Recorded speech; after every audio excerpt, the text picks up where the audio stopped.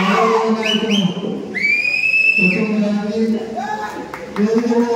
మంది పెద్దలు ఉన్నారు. వాళ్ళందరి చదవాలంటే చాలా సమయం పడుతుంది. నంద్యాల మండలం నుంచి గోడగల్ల మండలము, ఎమ్మిగనూరు మండలము, ఎమ్మిగనూరు టౌన్ నుంచి వచ్చినటువంటి ప్రతి నాయకుడికి కోల్పోయిన హృదయపూర్వక నమస్కారం తెలియజేస్తాను. ఈరోజు చాలా విషయాలు పెద్దలు చెప్పడం జరిగింది. ఈరోజు కూటమి ప్రభుత్వం అధికారంలోకి వచ్చి దాదాపుగా ఒక నెల మొత్తం సంవత్సరం అవుతారు. సంవత్సరం రోజులు వాళ్ళు సాధించింది ఏమంటే 1,40,000 కోట్లు అప్పులు చేస్తున్నారు. 1,40,000 కోట్లు అప్పులు చేసి ఎక్కడ పెట్టాలి, ఎవరి చోట్ల ఉన్నాయంటే ఎవరు చెప్పకుండా అసెంబ్లీలో చెప్పారు, బయట చెప్పారు. ఆఖరికి వాళ్ళు ఇచ్చేది ఏమంటే 1,000 రూపాయలు పెన్షన్ పెంచాం.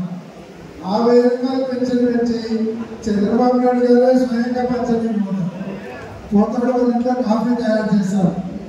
కాఫీ తయారు చేసి వైన్ సప్లై తెచ్చారు. ఫోన్లో తిరుగుతున్నాడు. అదే ఒక పబ్లిసిటీ. 4,000 పెన్షన్ ఇచ్చి నెల నెల ఒక ఇంట్లో ఉప్మా చేస్తాడు, ఒక ఇంట్లో కాఫీ చేస్తాడు, ఒక ఇంట్లో పరోటా చేస్తాడు, నెక్స్ట్ సాలాడ్లు తయారు చేస్తాడు. ఆ స్థాయికి వస్తూ ఉన్నాను. పబ్లిసిటీ తప్ప వేరే చేసేటువంటి పరిస్థితి లేదు. ఈరోజు సూపర్ 6 ఏమంటే తిరుపతి లడ్డు అంటారు. లేదు మీరు ఇచ్చేటువంటి బిఎస్సీ ఏమైందంటే జగన్మోహన్ రెడ్డి గారు లిక్కర్ స్కామ్ అంటారు. లేదు మీరు ఇచ్చినటువంటి ఉద్యోగులకు సంబంధించినటువంటి డిఏలు ఏమైనాయంటే యోగ స్కామ్ గురించి చెప్తాను. ఫైల్ తగిలిపెట్టారు. ఇట్లా డైవర్షన్ పాలిటిక్స్ తప్ప సంవత్సరం కాలంలో చంద్రబాబు నాయుడు గారు కానీ కూటమి ప్రభుత్వం కానీ సాధించింది ఏమన్నా ఉందా? ఏమంటే వాళ్ళకు ఏపీ అంటే మనమందరం ఆంధ్రప్రదేశ్ అన్నారు. వాళ్ళు మాత్రం ఏపీ అంటే అమరావతి, పోలవరం ఈ రెండు తప్ప కనుకోండి. ఈరోజు అమరావతికి 1,00,000 కోట్ల అప్పు చేసి అమరావతి కట్టామంటున్నారు. రోజు మనం పోతామా? మీరు ఎంతమంది పోతారు అమరావతికి సంవత్సరం కోసం చేతులెత్తారు? కానీ ఆ 1,00,000 కోట్ల అప్పు కట్టాల్సింది మాత్రం 26 జిల్లాల ప్రజలు కట్టాలి. 1,00,000 కోట్ల అప్పు ఎవరి కోసం చేస్తున్నారు? ఒక విజయవాడ, గుంటూరు జిల్లా వాళ్ళ కోసం 1,00,000 కోట్ల అప్పు చేస్తే మనమందరం కూడా 1,00,000 కోట్ల అప్పు కట్టాలా? మన జగన్లో కట్టాలా? అంటే వాళ్ళు బాగుపడికి 1,00,000 కోట్లు మనం కట్టాల్సిన పరిస్థితి వస్తే ట్యాక్స్ వేస్తారు, పెట్రోల్ రేట్లు పెంచుతారు, డీజిల్ రేట్లు పెంచుతారు, మన నిత్యావసర సరుకులు పెంచుతారు. ఇవన్నీ పెంచి ఆ 1,00,000 కోట్ల మనం పెడితే ఆ 2 జిల్లాలో వాళ్ళు బాగుపడాలి. వాళ్ళ రియల్ ఎస్టేట్ బాగుపడాలి. ఒక్క అమరావతి కోసం 24 జిల్లాలు పనిచేసేటువంటి కార్యక్రమం చేస్తారు. అంతేకాదు ఆ రోజు మొత్తం నాయకులందరూ కూడా వచ్చి చెప్పినారు, కరెంటు రేట్లు పెంచాము, ఏ రేట్లు పెంచాము అని చెప్పి ఈరోజు 15,000 కోట్ల రూపాయలు మన కరెంటు బిల్లులు పెంచినారు. అలా చంద్రబాబు నాయుడు గారు ₹1 కరెంటు బిల్లు పెంచాలని చెప్పినారు. ఈరోజు ఇదే కూటమి నాయకులు చెప్తా ఉన్నారు. ప్రజలలో పోతే ఆ రోజు లోకేష్ గారు చెప్పినారు, హామీలు నెరవేర్చకుంటే మా కాలం పట్టుకుంటున్నారు. ఈరోజు కాలం పట్టుకోవడం కాదు. 6 నెలలు పోతే ఈ తెలుగుదేశం పార్టీ ఎమ్మెల్యేలు కానీ నాయకులు కానీ ప్రజలలో పోతే చొక్కాలెట్టి ఎక్కడనే విషయాన్ని గుర్తుంచుకోవాలని కూడా నేను చెప్తా ఉన్నాను. ఎందుకంటే మీరు ఇష్టమైనటువంటి సూపర్ 6 అమ్మవాడు లేదు, ఆశీర్వాదం లేదు. మీరు ఇష్టమైనటువంటి 15 సంవత్సరాలు దాటితే 18 సంవత్సరాలు దాటిన వాళ్ళకు 15,000 ఇస్తామన్నారు. అయినా ఇప్పుడు ఇరిగేషన్ మినిస్టర్ గారు విన్నారు, ఏం చెప్పినారు? నీకు 15,000, నీకు 15,000, నీకు 15,000, నీకు 18,000. ఎక్కడగా ఈరోజు ఏ అడిగినా కూడా డైవర్షన్ పార్టీ చేస్తున్నారు. ఈరోజు తిరుమల లడ్డు విషయం తీసుకుని వచ్చి పెట్టారు. మనకందరికీ కూడా పరమ పవిత్రమైనటువంటి పుణ్యక్షేత్రం ఏమంటే మనకు తిరుపతి వెంకటేశ్వర స్వామి. తిరుపతి వెంకటేశ్వర స్వామి అంటే తిరుపతికి ఎవరైనా వెళ్ళాలంటే లడ్డూ తెచ్చి రావాలని అంటున్నారు. ఎందుకంటే ఆ లడ్డూలు అంత పవిత్రమైనది. ఆఖరి చంద్రబాబు నాయుడు గారు ఆ లడ్డూలు కూడా రాజకీయాలకు వాడుకునేటువంటి సనాతన ధర్మం అంటాడు. మా ఇంట్లో రోజు రామచంద్ర చేస్తాను, మేము భక్తులు ఉంటాడు, మా నాయన దీపం పెట్టే సిగరెట్ తెప్పించుకుంటాడు. ఆయన సనాతన ధర్మం అంటాడు, ముస్లింలలో బిర్యానీ తింటాడు. ఈరోజు అంత ప్రచారం చేశారు కాబట్టి పవిత్రమైనటువంటి ఏకాదశి మాసంలో తిరుపతిలో అపశృతి వచ్చింది. ఎప్పుడైతే తిరుపతి వెంకటేశ్వర స్వామిని రాజకీయంలో వాడుతున్నారో తిరుపతి ఏకాదశి రోజు దాదాపు 12 మంది తొక్కిస్తున్నట్లు జరిగిపోయినారు. ఇంతవరకు తిరుపతి చరిత్రలో ఎప్పుడు తొక్కిస్తున్నట్లు జరగలేదు, ఎవరు జరగలేదు. వీళ్ళు చేసేటువంటి అపచారాలకు వీళ్ళు జరుగుతూ ఉన్నారు. నిన్న సింహాచలంలో గోడ కోరి 8 మంది చనిపోతే 20 మంది గాయపడ్డారు. అది గోడ కట్టే 2 రోజులు అంటే మనిషికి తలకే గోడ పడిపోయే పరిస్థితులు ఉన్నాయంటే ఎంత అద్భుతమైనటువంటి పరిస్థితులు ఉన్నాయి. ఎటువంటి అపచారాలు చేస్తున్నారు, అపచారాలను నిర్వహిస్తున్నటువంటి దండన ఏంటి? కానీ భగవంతుడు ఆ దండన అపచారాలు చేసే వాళ్ళకి అమాయకమైనటువంటి ప్రజలు మనకు. ఇంతేకాదు ఈరోజు చంద్రబాబు నాయుడు గారు ఏం చెప్తా ఉన్నారు, ఉద్యోగాలు కల్పిస్తానంటున్నాడు. జగన్మోహన్ రెడ్డి గారు ఉద్యోగాలు ఇవ్వలేదంటున్నారు. నేను ఈరోజు కూడా ప్రభుత్వాన్ని ఛాలెంజ్ చేస్తూ ఉన్నాను. జగన్మోహన్ రెడ్డి గారు అధికారంలోకి వచ్చినాక 6 నెలల లోపలే 1,30,000 సచివాలయ ఉద్యోగంలో పర్మనెంట్ ఉద్యోగంలో రాత పరీక్ష ద్వారా సెలెక్ట్ చేసి ఇచ్చినటువంటి ముఖ్యమంత్రి జగన్మోహన్ రెడ్డి. స్వాతంత్రం వచ్చిన తర్వాత ఈవెన్ ప్రధాని ఏ రాష్ట్రంలో ఈ 70 సంవత్సరాలలో ఏ రాష్ట్రంలో 6 నెలల్లో 1,30,000 ఉద్యోగాలు ఇచ్చేటువంటి ముఖ్యమంత్రి ఎవరైనా అందరూ భారతదేశంలో అది ఒక జగన్మోహన్ రెడ్డి గారు మాత్రమే చెప్పగలుగుతారు. ఎందుకంటే చేసి చూపించినాడు, ఉద్యోగాలు కల్పించి ఇచ్చినాడు. ఈరోజు వచ్చే సంవత్సరం అనేది చంద్రబాబు నాయుడు గారు ఒక్క గవర్నమెంట్ ఉద్యోగం ఇచ్చారు. ఈరోజు చాలా దేశాలు 1,30,000 ఉద్యోగాలు ఇచ్చినటువంటి జగన్మోహన్ రెడ్డి గారు ఎక్కడ, 10 ఉద్యోగాలు ఇవ్వలేనటువంటి చంద్రబాబు నాయుడు గారు ఎక్కడ? దీన్ని ప్రజలలో తీసుకురావాలి. అంతేకాదు వాలంటీర్ వ్యవస్థ ద్వారా ఒక్కో 2,60,000 మందికి ఉపాధి కల్పించినారు. ఇదే కాదు ఈరోజు మెడికల్ డిపార్ట్మెంట్లో హాస్పిటళ్లలో 52,000 ఉద్యోగాలు ఇచ్చినటువంటి ఘనత జగన్మోహన్ రెడ్డి గారు. ఈరోజు గ్రామాలలో మండలాలలో హాస్పిటల్లో 3,5 మంది డాక్టర్లు ఉంటారంటే అది జగన్మోహన్ రెడ్డి గారి ఘనత. జగన్మోహన్ రెడ్డి గారు రానప్పుడు మండల హాస్పిటల్లో కానీ మన అక్కడైతే సెంటర్లలో కానీ ఒక డాక్టర్ లేనటువంటి పరిస్థితి ఉంది. కానీ హాస్పిటల్లో డాక్టర్లు ఉంటున్నారు. ప్రతి ఇంటిలో ఎటువంటి దీర్ఘకాలము వ్యాధులు ఉన్నాయని చెప్పి ప్రతి ఇంటికి మెడిసిన్ పంపించేటువంటి చరిత్ర ఈ భారతదేశంలో ఎక్కడా లేదు.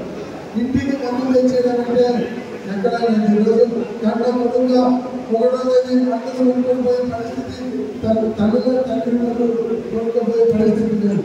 ఒక వారంలో కానీ 4 రోజులు అయిపోతాను కానీ వాలంటీర్లు కానీ మెడికల్ డిపార్ట్మెంట్ వాళ్ళు కానీ 1వ తేదీ ఇంటికి మందులు తెచ్చిస్తున్నారంటే ఇదొక చరిత్ర అని చెప్పుకోవచ్చు భారతదేశ రాజకీయాల్లో. అటువంటి జగన్మోహన్ రెడ్డి గారిని చంద్రబాబు నాయుడు గారు ఏదో ఆశ పెట్టారు, సూపర్ 6 ఇస్తాను, ఎంతమందికి ఎంతమంది పిల్లలకి ఇస్తాము అంటే ప్రజలు మోసపోయి ఆశ పడి ఇది ప్రజలు మోసపోయి ఈరోజు చంద్రబాబు నాయుడు అది ముగ్గురు కలిసేస్తే ఓ పక్క జగన్మోహన్ రెడ్డి గారు ముగ్గురుగా పోరాటం చేస్తే ఓ పక్కేమో బీజేపీ వాళ్ళు, ఓ పక్క పవన్ కళ్యాణ్, ఓ పక్క చంద్రబాబు నాయుడు. మూకుపడిగా దాడి చేస్తే కేవలం 10% తేడాలో ఈరోజు ఓటు వేయడం తప్ప 11 సీట్లు అంటే అదే ఘోరమైనటువంటి అపజయం. 11 సీట్లు వచ్చాయి జగన్మోహన్ రెడ్డి వస్తానన్నారు. కానీ ఒక విషయాన్ని నేను గుర్తు చేసుకోవాలని చెప్తున్నాను. జగన్మోహన్ రెడ్డి గారు కాంగ్రెస్ నుంచి బయటకు వచ్చినప్పుడు వెనకబడి ఏలేదు.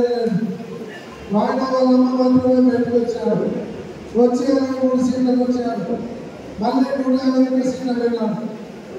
మళ్ళీ 11 సీట్లకు వచ్చినా మళ్ళీ కూడా 175 సీట్లు వచ్చిన విషయాన్ని చూపించారు. ఎలక్షన్ 19 జగన్మోహన్ రెడ్డి గారు వచ్చినాక తెలుగుదేశం ఎత్తిపోయిందన్నారు. కానీ ఈరోజు అధికారంలోకి వచ్చినారు. మోసం చేసి వచ్చినారు. ఈరోజు ప్రతి ఒక్కరు కూడా అనుమానాలు ఉన్నాయి.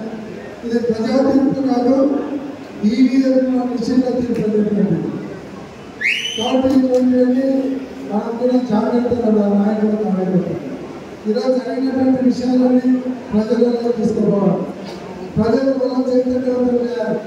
ఇప్పటికే కూడా ప్రభుత్వం మీద చాలా అసంతృప్తి వచ్చింది. ఈరోజు ఎలక్షన్ వస్తే తెలుగుదేశం పార్టీ నాయకులు గాలి కొట్టుకుపోయేటువంటి పరిస్థితులు ఈరోజు ప్రజలలో అసంతృప్తి చూస్తుంది.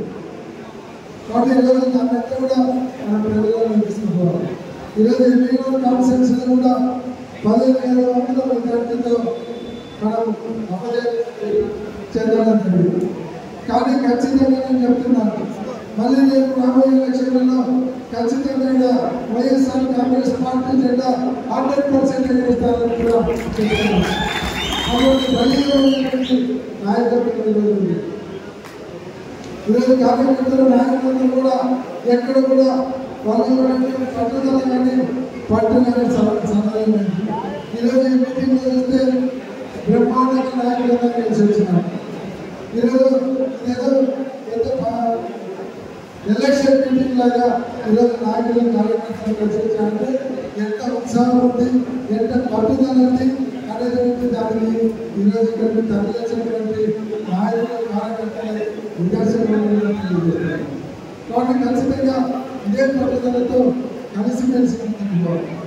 ఈరోజు పెద్దలు చంద్రశేఖర్ రెడ్డి గారి అనుభవం వాళ్ళు ఇచ్చినటువంటి సలహాలు కానీ సంప్రదింపులు కానీ వాళ్ళు చేసేటువంటి సూచనలతో కుట్రారెడ్డి గారి నాయకత్వంలో అందరూ ముందుకోవాలి.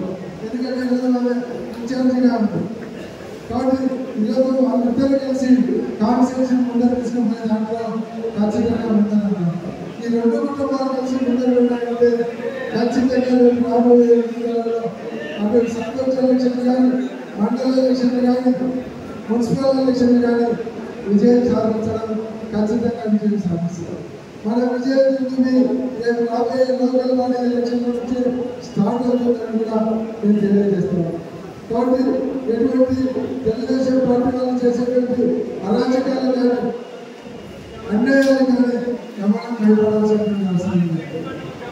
ఇక్కడ మీరు ఇక్కడ చంద్రశేఖర్ రెడ్డి గారు ఉన్నారు, కుట్రారెడ్డి గారు ఉన్నారు, రెండు కుటుంబాలు మీకు అండగా ఉన్నారు. అవసరమైతే జిల్లా పార్టీ తరఫున మేము కూడా మీకు అండగా ఉండడానికి ఎప్పుడు సిద్ధంగా ఉన్నామని కూడా ఇక్కడ ఎటువంటి మన నాయకులకు కార్యకర్తలకు ఎటువంటి ఇబ్బంది వచ్చినా మార్పుగా కనుగొనడానికి కేవలం అడ్డమెందుకు మాత్రమే. ఖచ్చితంగా జిల్లా పార్టీ కూడా మీకు అండగా ఉంటారు. ఎవరు కూడా భయపడాల్సిన అవసరం లేదు. వైఎస్ఆర్ కాంగ్రెస్ పార్టీ వాళ్ళంటే భయపడే వాళ్ళు కాదు, భయపెట్టే వాళ్ళు అనేటువంటి విషయాన్ని కూడా గుర్తుంచుకోవాలని ఎక్కడైనా సరే మనం చూసి లోకంగా కూడా కానీ మనం భయపడే పరిస్థితి ఏమన్నారు. అదే జగన్మోహన్ రెడ్డి గారి నాయకత్వం. సోనియా గాంధీకి నీళ్లు కావాలన్నటువంటి నాయకుడు. కేంద్రంలో రాష్ట్రంలో వైఎస్ఆర్ కాంగ్రెస్ పార్టీ అధికారంలో ఉంటే వాళ్ళని ఎదురుండి నిలిచి 16 ఏళ్ళు జైలు కూడా కాంగ్రెస్ పార్టీకి 2 రాష్ట్రాలలో పుట్టగతి లేకుండా చేసేటువంటి కాబట్టి అటువంటి నాయకత్వంలో మనం కూడా ఎవరికి భయపడాల్సినటువంటి అవసరం లేదని కూడా మీరందరికీ తెలియజేస్తూ ఈరోజు ఇదే ఉత్సాహంతో పార్టీని ముందుకు తీసుకుపోవాలని ఈరోజు మంచి మీటింగ్ అరేంజ్ చేసినటువంటి నియోజకవర్గ ఇన్ఛార్జి గారు రేణుకమ్మ గారిని మనస్ఫూర్తిగా ఆశిస్తూ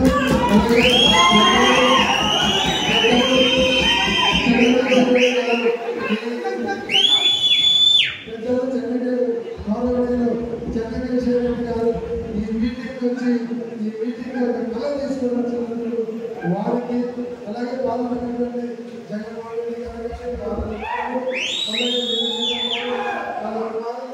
జడ్పీటీసీలు అలాగే ఎంపీలు మున్సిపల్ చైర్మన్ గారు మండల పార్టీ కన్వీనర్లు మండల వివిధ స్థాయిలో ఉన్నటువంటి నాయకులను అందరికీ పేరు పేరు హృదయపూర్వక ధన్యవాదాలు తెలియజేస్తున్నాను. సెలవు తీసుకుంటా ఉన్నాను.